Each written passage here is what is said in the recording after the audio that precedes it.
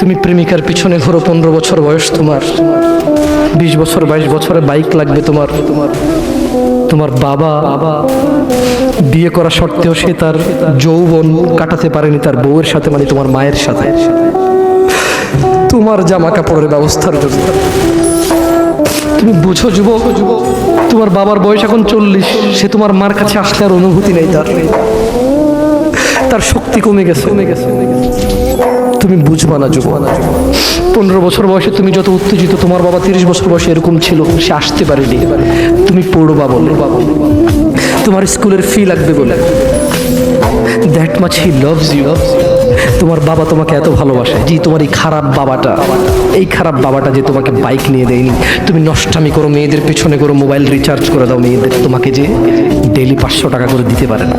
এই লোকটা যদি 60 বছর বয়স পায়, তার জীবনের 20টা বছর সে এমন 20টা বছর, যে 20টা বছরে সে হাড় ভাঙা পরিশ্রম করতে পারত, করছে, তোমার মায়ের দেখা সে পায়।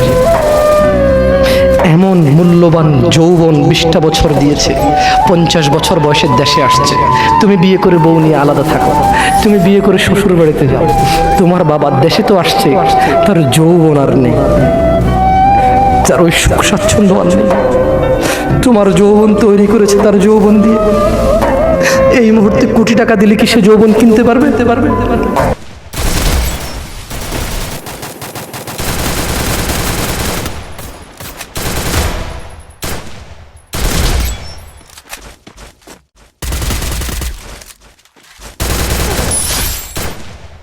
Double kill.